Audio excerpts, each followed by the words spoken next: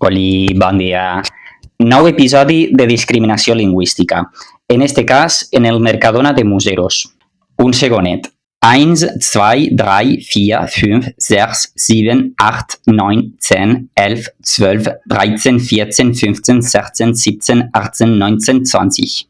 Això que acaba de fer són els números en alemany que m'aprengui el primer dia que estudiava els números. En el cas de la discriminació no ha sigut a mi, però tu no eres capaç d'aprendre 0, 1, 2, 3, 4, 5, 6, 7, 8, 9, porque tu capacitat cerebral te lo impide.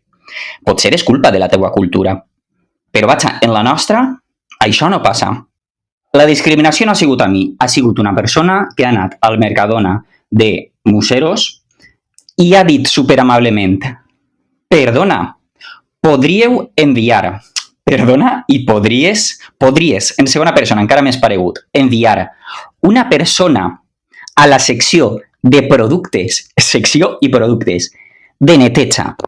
D'acord, la neteja és diferent a la limpiesa, però la meva parella, que és argentí, i jo sempre el poso d'exemple, diu, clar, net, neta, com en castellano, peso neto, peso limpio. Però, claro, la capacitat cerebral d'algunes persones, jo realment crec que tenim gran part de culpa els que elegim les persones contractades, els valencians, els catalans i els illencs, que seleccionem. Jo crec que el procés de selecció més o menys és este.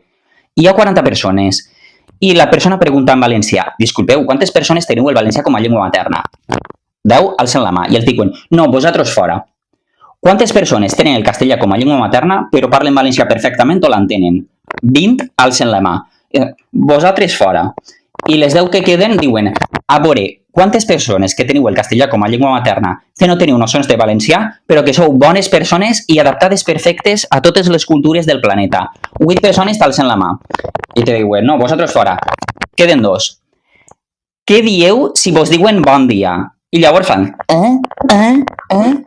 la cara de asco que ha posat la xica, l'origen latina, de Museros en el Mercadona.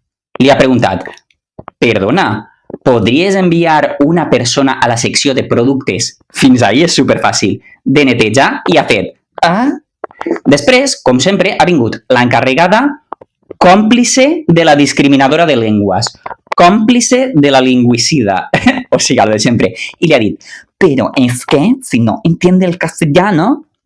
I clar, tu dius, anem a veure, Espanya és rica o tonto pobre? Rica. Tu estàs en Sòria o tu estàs en un territori que l'Estatut te diu que la llengua pròpia és el valencià. És que, clar, tu en tu cultura no ho saps, però si posa que és pròpia vol dir que el castellà és imposat, i és imposat en una dictadura. I jo hablo castellano perfecto mejor que tu tía, que no és muy difícil, perquè ens han imposat una llengua, perquè ens han humiliat. A ma abuela l'han humiliat i parlava en castellà a sa filla, a la menuda per vergonya. O sea, tu cultura assassina llengües i punt. I ara continueu fent lo mateix. Ni oblit ni perdó. És que anem a denunciar-vos tots els dies de la vostra vida. Sempre, absolutament sempre, que tenim problemes és perquè eres de tu cultura. O sigui, sempre. Tu has vist alguna caixera valenciano parlant que tinga problemes? D'acord? No, totes les que jo he vist sempre atenen perfectament en valencià i en castellà. Pam, pam, pam. Canvien de llengua. La meva pregunta és, en este món capitalista en què vivim de la llei de l'oferta i la demanda, jo per què hauria de contractar persones que sempre donen problemes en vegada de contractar a persones que poden ser castellanoparlants d'Espanya o castellanoparlants d'Amèrica Llatina i que no donen problemes? Qüestiona-teu. És que no, vull dir, anem a queixar-nos tots els dies de la nostra vida. Lo que no pot ser és que sigueu un poquito delincuentes en potencia, d'acord? Perquè sempre igual, ¿vale? Per tant, tu cerebro no lo entiende, y tu cerebro no lo entiende por culpa de tu cultura. Estás en España la rica, no solo en Castilla la pobre, d'acord? En España la rica. I estàs en una zona que tenim llengua pròpia, l'autèntica, la genuïna, la de veritat, la nostra, ¿d'acord? Pero es que hay zonas donde se habla castellano y es lengua propia, en les comarques xurres, que són superadorables. Però no vull que te'n vagis a les comarques xurres a ser mala persona por culpa de tu cultura, d'acord? t'anem a denunciar tantes vegades com faci falta. Flaco favor li esteu fent als latinos que són bones persones, perquè sabeu el que passarà al final? Que vos esteu cavant la vostra pròpia tomba. El meu nòvio, que és argentí, mai dona problemes, és una persona treballadora, empàtica. Sempre que li parlen en valencià, ai no, i canvien de llengua, es diu, no, no, no, continua parlant en valencià. D'acord? De fet, se troba un poquet i li costa arrencar, però, bueno, per motius, es bloqueja un poquet, és molt interessant sociolingüísticament. Però, tio, és que no és un imbècil, d'acord? I el problema és que esteu creant esta fama, i me fa molta ràbia. Per tant, no sou la majoria, podeu ser del 100%, un 10% d'acord? On realment un percentatge de males persones és encara més reduït, però és que o vos eduquem ara o criareu la fama que esteu criant. És que ja n'hi ha prou. Val?